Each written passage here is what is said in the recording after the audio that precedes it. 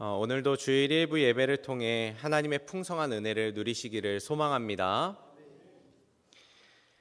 최근 유행하는 예능 최강 야구라고 있는데요.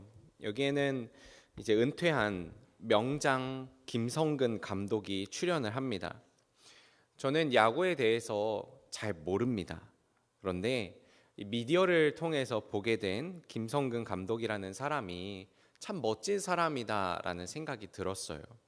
특히나 그는 야구공에 항상 1-9-2무라고 쓴답니다. 공은 두 번이 없으니 철저히 준비하라라는 뜻이래요. 그가 얼마나 프로로서 철저하게 준비하고 데뷔하는지를 보여주는 모습이죠. 김성근 감독이 SK 와이번스의 감독이 되었을 때 그때만 해도 이 SK 와이번스는 아주 약한 팀이었다 그래요. 그런데 철저하게 계산적이고 전략적인 이 김성근 감독의 야구 스타일과 평소에 굉장히 혹독하게 훈련을 함으로써 약팀이 금세 강팀으로 변화되었다라고 합니다. 그의 지도력으로 SK 와이번스가 한국 시리즈 우승까지 하게 되면서 강호로 자리매김하게 되었죠.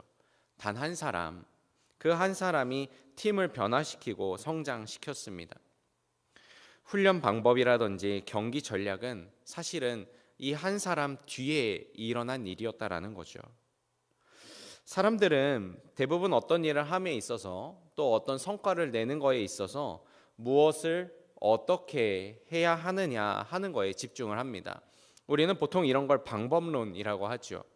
그래서 대단한 사람을 만나게 되면 또 어떤 뛰어난 업적을 이룬 사람을 보면 묻습니다. 어떻게 하신 겁니까? 무엇을 하셨기에 이렇게 성공하셨습니까? 이렇게 묻곤 합니다. 그러나 하나님의 사람 그리스도인은 전혀 다른 질문을 던질 수 있는 사람이어야 한다는 생각을 해봅니다. 그리스도인은 항상 이 질문을 마음에 품어야 되는 것 같아요.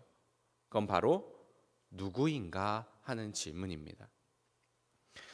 저는 최근에 성경을 조금 색다르게 읽게 됩니다. 전에는 무엇을 어떻게 라는 질문을 던지며 좀 읽었어요. 예를 들면 순종해야 한다, 지혜를 가져야 된다, 기도해야 한다, 이런 것들이 성경에서 보이는 메시지였습니다. 그런데 요즘에는 좀 다른 게 보여요. 계속해서 누구가 보입니다. 이 인물은 누구인가? 이 사람은 누구랑 함께 했는가? 이 일은 누구 때문에 일어났는가? 그렇습니다. 저는 성경이 누구에 대한 시각을 열어준다 생각합니다. 성도 여러분, 그리스도인은 누구, 사람에게 집중해야 하죠. 방법론이나 방식은 언제나 2차적인 문제입니다. 제가 광희문교회에 와서 가장 많이 배우고 지금도 훈련받는 부분이 바로 이 부분입니다. 우리는 사람에게 집중해야 합니다. 내가 누구와 함께 하는지, 누구를 향해 있는지, 이 일이 누구를 위한 일인지 항상 생각해야 합니다.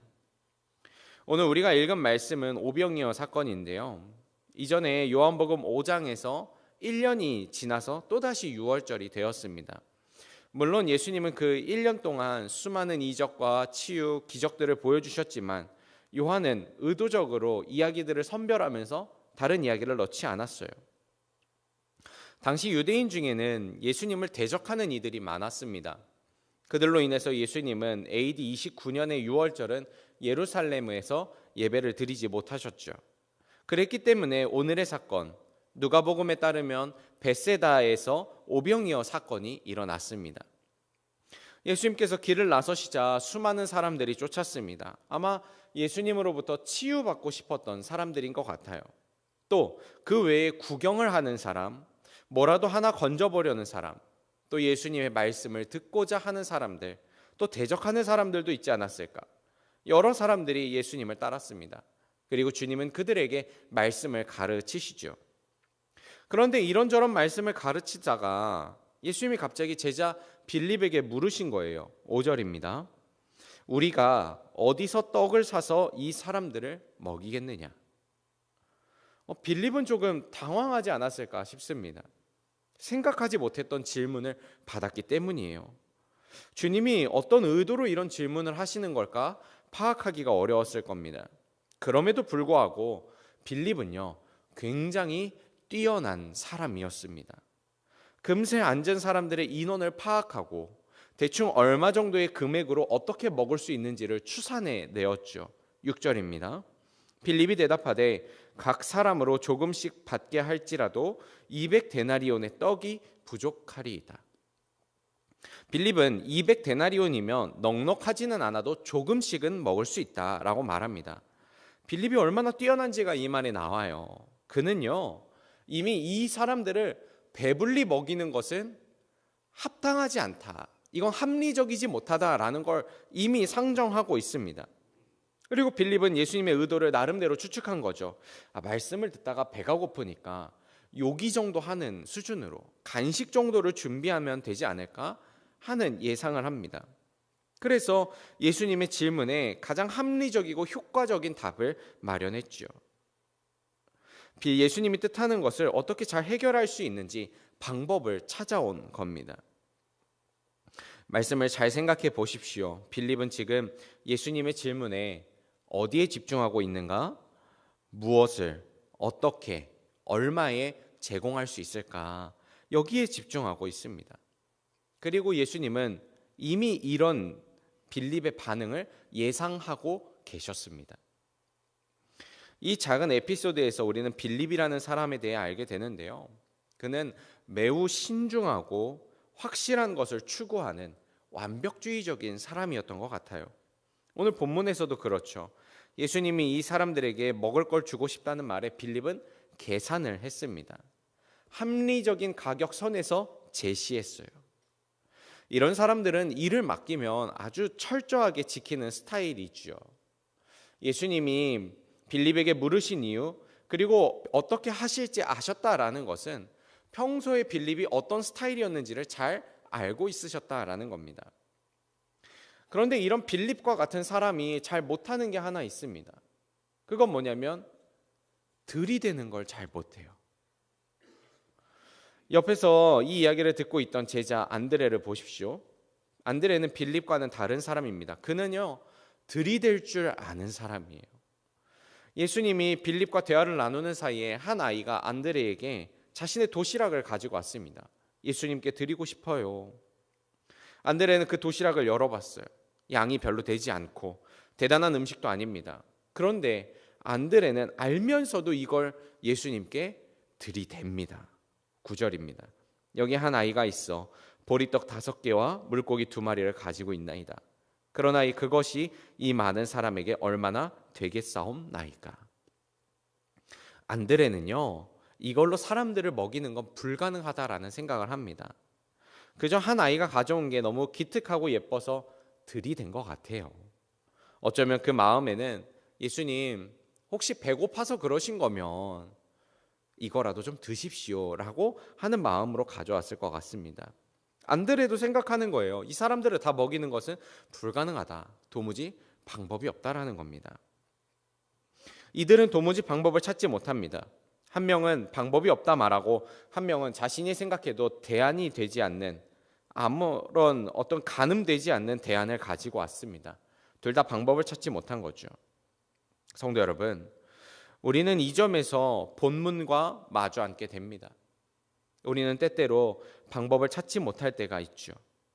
특별히 주님이 우리에게 맡겨주신 일에 대해서 더 그런 것 같습니다. 우리는 방법을 찾기가 어렵습니다.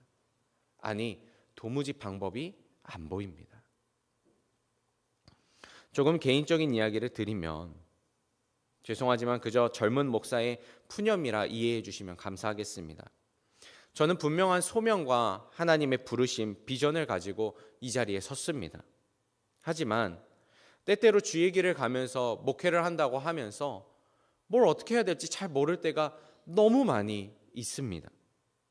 마치 예수님이 빌립에게 질문하셨는데 빌립이 어떻게 해야 될지 모르는 것처럼 저도 그런 것들을 느낄 때가 있습니다. 무언가 바라는 게 있는 눈치이신데 어떻게 해야 될지 모르겠다.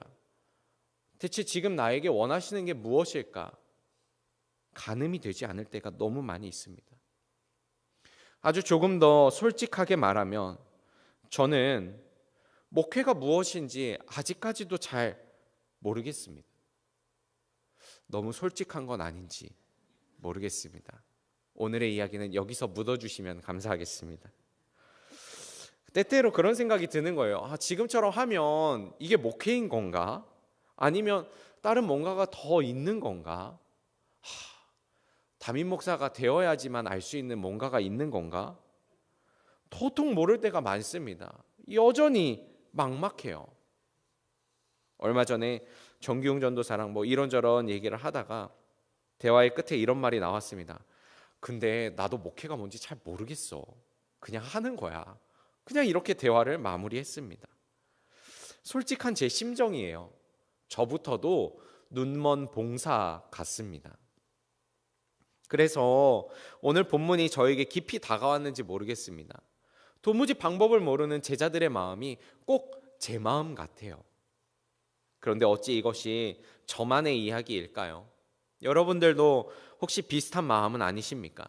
하나님, 이건 어떻게 해야 합니까? 저건 또 어떻게 해야 합니까? 어떤 일에 대해서 방법을 찾기가 도무지 어렵습니다. 혹시 지금 어떤 방법을 구하느라 애쓰고 계신 성도님이 계시다면, 막막한 상황에서 무엇이 지혜인지 구하고 계신 성도님이 계시다면 오늘 말씀을 통해 제가 받은 은혜를 동일하게 누리시기 바랍니다. 방법은 예수 그리스도입니다. 오늘 본문의 이야기는 10절을 기점으로 완전히 반전됩니다. 만약 이 사건을 영화로 찍는다면 7절까지는 빌립이라는 사람에게 포커스를 맞추고 8절과 9절은 안드레에게 포커스를 맞출 겁니다. 그리고 10절부터는 예수님께 포커스를 맞출 거예요. 10절에서 반전이 일어납니다. 예수님께 포커스를 맞추는 순간 역사가 일어난 거예요. 예수님께서 사람들을 앉히시더니 그 작은 보리떡 5개, 물고기 2마리를 가지고 감사의 기도를 드리십니다. 그리고 떼어서 나누어 주시는데요. 중간에 무슨 일이 일어났는지는 모르겠어요. 결과적으로는 5,000명이 먹고 남았습니다. 다시 정리하면 방법이 없는 상황에서 예수님께 초점을 맞추자 문제가 해결이 된 겁니다. 고민이 해결되고 어려움이 지나가고 무슨 영문인지 모르지만 그렇게 되었습니다. 말씀을 묵상하며 다시금 생각하는 거예요. 우리는 어떤 일에 대해서 방법을 찾고 방식을 찾습니다. 무엇이 도움이 되고 어떻게 효과적으로 합리적으로 일이 될지를 생각해 보죠. 그러나 오늘 사건은 전혀 다른 이야기를 하고 있어요. 예수 그리스도를 말하고 있는 겁니다. 다시 말해 성경은 어떤 방법론을 말하는 책이 아니라는 겁니다. 경제적 이론, 합리적인 정당성, 어떤 도덕적인 논의를 말하고자 하는 게 아니라 하나님을 말하고 예수 그리스도를 말하고 복음을 전하는 책입니다. 결국 말씀은 누구에게 집중하고 있다는 겁니다. 말씀을 생각해 보십시오. 방법을 찾았을 때는 답이 없습니다. 그러나 예수님께 집중하자 해결이 됩니다. 믿기가 어려워요. 우리의 사고방식으로는 이해할 수가 없습니다. 그러나 이것이 성경이 말하는 진리이며 사실이라는 사실입니다. 어떤 사람들은 이렇게 말하죠. 아니 어떻게 한 사람의 죽음이 모든 인류가 심지어 그 이후에 태어난 우리까지도 죄를 용서하고 구원할 수 있는 방법이 될 수 있는가? 이건 합당하지 않다. 정당하지 않다. 정의롭지 않다. 이렇게 말합니다. 또 이렇게 말하기도 해요. 예수의 십자가가 대체 무슨 능력이 있기에 무엇이기에 우리로 하여금 천국으로 보낼 수 있는가? 너희들은 예수의 십자가가 무엇이기에 목숨을 바치고 생명을 내어놓고 자신의 재산과 시간을 사용하는가? 이렇게 묻습니다. 여러분, 이 질문에 대한 답은 상식이나 합리적으로 이해할 수 있는 게 아니죠. 답은 하나입니다. 그가 예수 그리스도 하나님의 아들이시기 때문입니다. 구원은 어떤 방식이나 방법으로 이루어진 게 아니라 예수 그리스도이기에 이루어진 사건인 줄로 믿습니다. 오병이어 사건도 마찬가지로 특별한 방법과 방식으로 일어난 사건이 아니라 예수 그리스도이기에 일어난 사건입니다. 성도 여러분, 답을 모르시겠습니까? 때때로 답을 찾기가 어려우신가요? 방법을 도통 모르시다면 예수님께 집중하십시오. 예수님을 깊이 바라보십시오. 그것이 방법입니다. 그렇게 우리는 이렇게 고백하는 거죠. 예수님이 우리의 참된 방법이 되십니다. 그러면 예수님을 바라보는 것, 집중하는 것은 어떤 의미일까? 우리는 이런 표현을 많이 들었습니다. 하지만 여전히 애매한 개념이기도 하지요. 저는 어린 시절부터 신앙생활이라고 하면 예배에 잘 참석하는 것, 성경 읽는 것, 기도하는 것, 이렇게 배웠습니다. 또 되도록이면 복음성가를 많이 듣는 것, 유행가나 가요보다도 복음성가를 많이 듣는 것, 거기보다 조금 더 한 발 더 나가면 설교를 조금 더 자주 듣는 것, 또는 신앙서적을 주기적으로 읽는 것, 이게 제가 배워온 신앙생활입니다. 그래서요, 예수님을 바라봐라, 집중하라 라고 하면요, 성경 읽기, 기도하기, 예배 많이 드리기, 이게 딱 생각이 납니다. 물론 이 모든 일들은 필수적이고 효과적으로 예수님께 집중할 수 있는 방편이지요. 그러나 중요한 점은 예수님을 바라보는 것은 어떤 행위로 되는 게 아니라는 사건입니다. 과거에는 공부를 한다고 할 때 너 공부 몇 시간 했어? 그러면은 내가 의자에 앉아 있는 시간을 말했어요. 나 의자에 3시간 앉아 있었다 그러면은 나 공부 3시간 했어 라고 말을 했죠. 그런데 요즘에는요, 순공시간이라는 표현을 씁니다. 순공시간. 무슨 말이냐면 순수 공부 시간이라는 말이에요. 그래서 앉아 있는다고 다 공부하는 거 아니잖아요.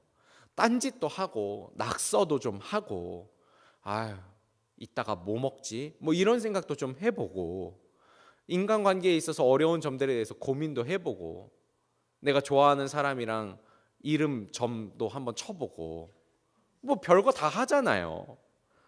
그런데 그런 시간 다 제외하고 진짜 딱 공부한 시간 얼마나 되느냐, 이걸 보고 순공시간이라고 말합니다.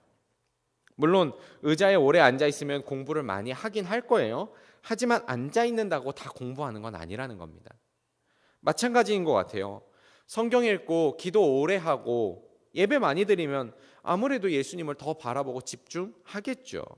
그러나 내가 어떤 행위를 하는 것과 예수님을 바라보는 것이 같은 말은 아니라는 겁니다. 자, 그러면 예수님께 집중한다는 건 뭘까? 적어도 오늘 본문의 이야기를 통해 살펴보면 그것은요, 예수님을 생각하는 것입니다. 오늘 본문 속에는 특별한 사람이 나와요. 9절에 나오는 한 아이입니다. 9절입니다. 여기 한 아이가 있어 보리떡 5개와 물고기 2마리를 가지고 있나이다.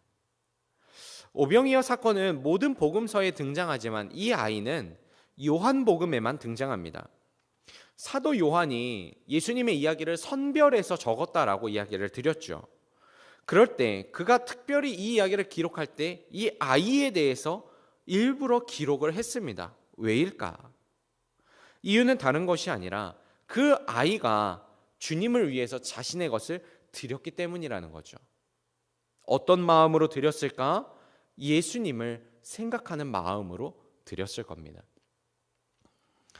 아이가 예수님께 자신의 도시락을 가지고 왔을 때 본문에 보면 그 음식이 보리떡과 물고기라고 하죠. 특별히 성경은 떡이라고 말하지 않고 보리떡, 보리로 만든 떡, 아르투스 크리디누스라는 말을 쓰는데 당시 유대인들이 가장 천하게 여기던 빵, 아주 값싼 음식을 의미합니다.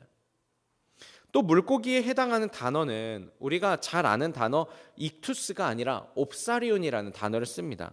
이거는요, 그물로 물고기를 건져 올릴 때 그물에 의해서 상처를 입거나 아니면 옆구리가 터진 생선을 말해요. 또는 그물에 걸릴 정도이기는 한데 너무 작아서 방생하기도 그렇고 팔기도 그런 상품 가치가 없는 그런 물고기입니다. 흔히 잡어, 페어라고 부르는 물고기죠. 이런 물고기들은 그냥 어디 멀리 팔거나 시장에서 팔기는 어렵고 그냥 그 지역에서 값싸게 내놓아서 가난한 사람들이 가져가서 먹는 물고기입니다. 흔히 영화나 그림 같은 데 보면요, 오병이어 사건에서 예수님이 떡을 뗄 때 떡이 되게 큽니다. 그렇죠. 가끔은 보면서 저거 하나만 먹어도 배부르겠는데 5개나 있네? 라는 생각이 들 정도예요. 거기다가 물고기도 이렇게 떼시는데 그 물고기가 고등어, 자반 막 이래가지고 막 예수님이 막 툭툭 뜨셔도 아직 막 한참 남은 것 같아요. 그런데 한번 상상해 보십시오. 그런 게 아니라 보리떡도 아주 손톱만한 아주 작은 보리떡 5개에다가 물고기도 뗀다라는 표현이 어색할 만큼 그냥 한 입 먹으면 없을 정도의 작은 물고기였다라는 거죠. 그러면 한번 상상해 보는 거예요. 이 아이는 어떤 환경에서 자란 아이일까? 아마도 가난하지 않았을까? 아이가 가져온 음식이 그 집안의 형편을 보여주잖아요. 그러면 이 아이에게 음식은 어떤 의미였을까? 아마 굉장히 소중했을 것이다. 이 아이가 아마 10살 정도 됐을 거로 예상을 하거든요. 10살 아이에게 먹을 것은 너무너무 소중하죠. 거기다 가난한 집안의 아이가 이 먹을 것이 얼마나 귀하겠습니까? 아이들이 얼마나 먹을 걸 좋아하는지 제 아이만 해도 밥 먹으라 그러면 안 먹다가 그럼 아빠가 먹는다 그러면 와서 꼭 먹습니다. 애들이 다 그렇잖아요. 그런데 그렇게 먹을 걸 좋아하는 아이가 예수님께 자신의 것을 가지고 왔습니다. 왜 가져왔을까? 어쩌면 아이는 잘못 들었는지도 몰라요. 이 사람들을 먹일 것이 있겠느냐라고 하는 말을 뭐 먹을 것 좀 없느냐라고 잘못 들었는지도 모릅니다. 아니면 말은 제대로 들었지만 기본적인 생각이 짧아서 무턱대고 가져왔는지도 모르죠. 뭐 어떤 이유였든지 간에 중요한 것은 그 수많은 사람들 중에 이 아이만이 예수님을 생각해서 가져왔다라는 겁니다. 이 아이는 자신의 아주 작은 것이지만 예수님을 위해서 그분의 필요를 위해서 기꺼이 내놓았습니다. 그저 예수님을 생각한 거죠. 그렇습니다. 예수님께 집중한다는 건 무엇일까? 예수님을 생각한다는 겁니다. 예수님을 바라본다는 건 무엇을 의미합니까? 예수님을 생각하는 겁니다. 이 아이는 예수님이 하실 일에 대한 기대가 없었습니다. 방법도 몰랐습니다. 이 음식이 얼마나 유용할지도 몰라요. 그러나 아이는 예수님을 생각하고 예수님의 마음을 헤아리고 자신이 할 수 있는 최선의 것을 드렸다는 거죠. 성도 여러분, 예수님을 생각하면 주님이 방법이 되어 주십니다. 우리는 신앙생활하면서 얼마나 예수님을 생각하고 있습니까? 우리의 신앙생활은 얼마만큼이나 예수님께 집중하고 있습니까? 예수님의 마음을 헤아리고 있습니까? 예수님을 생각하며 우리의 삶을 이루어가고 있나요? 때때로 우리는 어떤 방법을 찾기에 급급합니다. 우리의 많은 기도는 지혜를 구하지만 예수님을 바라보지는 않죠. 삶에 일어나는 문제 가운데 우리는 해결 방안을 찾는 것에, 조금 더 합리적이고 효과적인 방법을 찾는 것에만 집중하고 있지는 않습니까? 그러나 기억하십시오. 신앙의 핵심은 예수님입니다. 예수님을 바라보고 생각하고 그분께 집중하는 것입니다. 그것이 신앙입니다. 그리고 그때 주님이 우리의 방법이 되어주실 것입니다. 방식도 모르고 방법도 모릅니다. 언제 하실는지도 모르겠어요. 그러나 주님이 참된 방법이심을 믿음으로 선포하는 저와 여러분이 되기를 소망합니다. 앞서서 저는 여러분 앞에서 솔직한 심정을 나누었습니다. 목회가 무엇인지, 주님이 주신 사명 어떻게 감당해야 되는지 여전히 잘 모르겠습니다.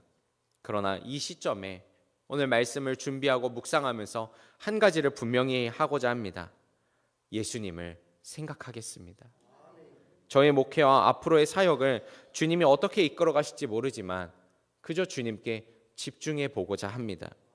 그러면 예수님이 친히 저에게 맡기신 사명의 방법이 되어주실 줄로 믿습니다. 이 믿음의 고백이 여러분에게도 동일하게 있기를 소망합니다. 성도 여러분, 도무지 방법을 모르겠는 우리의 삶, 그저 지혜를 구하는 것밖에는 방법이 없는 우리의 순간순간 가운데 바라기는 예수님을 바라보십시오. 예수님께 집중하시기 바랍니다.